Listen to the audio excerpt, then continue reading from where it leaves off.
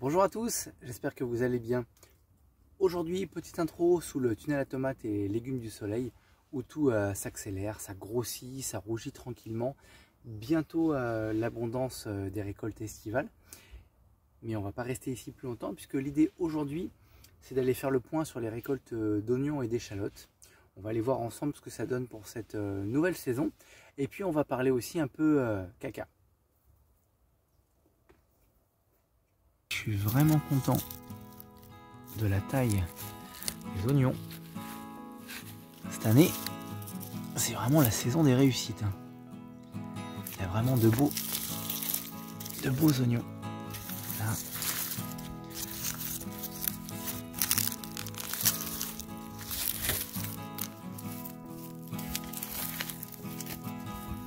Alors pour la saison prochaine, je pense que je pourrais les serrer un petit peu plus.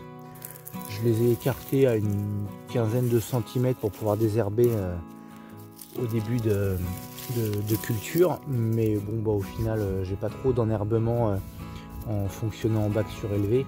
Donc je me dis que pour la saison prochaine, je pourrais les serrer un petit peu plus de manière à optimiser l'espace et à quasiment, je pense, pouvoir doubler la production d'oignons.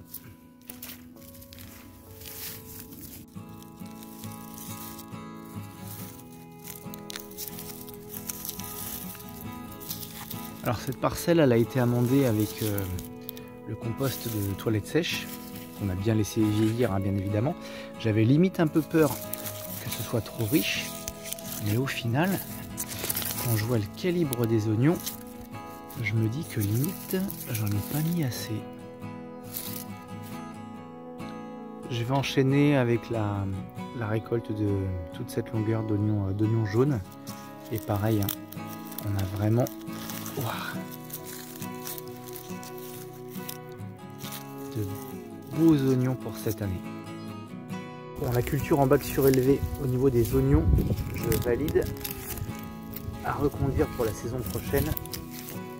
C'est vraiment tip top. Et encore, ça c'est beaucoup de remblais du point d'eau qu'on a creusé. Donc le sol est encore tip top. J'ai encore pas mal de cailloux et puis c'est un peu compact, mais au global, ça c'est loupé, au global on peut vraiment être content du résultat. Un petit tour aux échalotes, ça a l'air d'être correct aussi. Ah oui, carrément.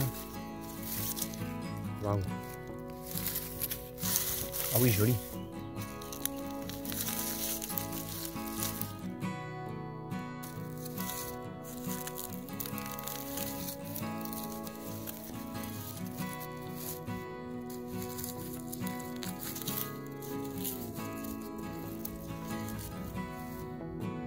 Je vais laisser sécher tout ce petit monde une bonne partie de la journée au sol. Et puis après, j'irai placer tout ça à l'abri.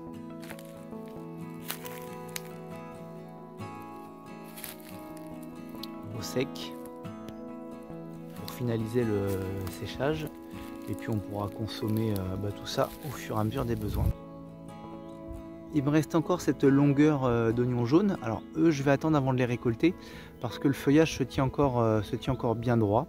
Donc je vais voir, je vais patienter un petit peu. Mais en tout cas, on a déjà aussi là de beaux oignons. Mais voilà, je vais faire un petit comparatif, voir si en les laissant en terre un petit peu plus longtemps, on peut avoir des oignons encore un petit peu plus gros.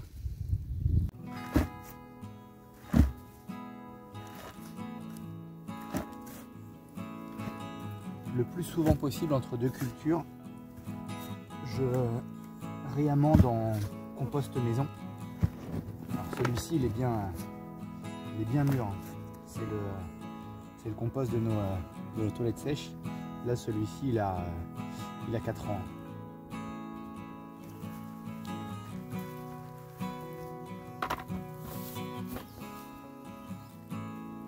Alors le compost de toilette sèche, c'est vrai qu'on n'en parle pas beaucoup, limite je trouve ça un peu tabou au jardin, enfin chez les jardiniers, mais sincèrement après toutes toutes ces années de pratique, on trouve que c'est peut-être le compost qui se travaille le mieux, il n'y a pas d'odeur, contrairement par exemple au compost végétal qui lui va fermenter très vite si jamais on se loupe au niveau répartition matière azotée, matière carbonée.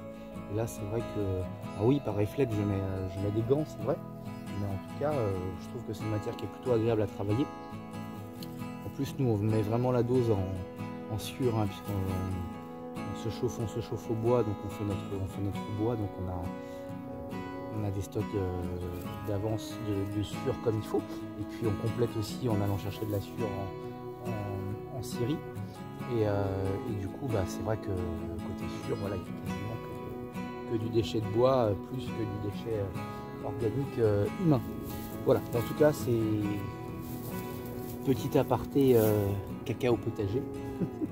Voilà, mais en tout cas enfin pour nous, pour rien au monde on ferait demi-tour pour passer en toilette entre guillemets conventionnelle. C'est bon pour la planète, c'est bon pour le jardin. Allez, on passe à la suite.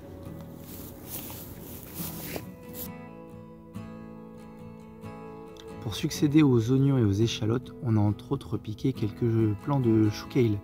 Alors là c'est du chou kale noir de Toscane, c'est des semis issus de nos propres graines. Et on va dire que le chou kale au global, c'est très certainement notre chouchou parmi les choux.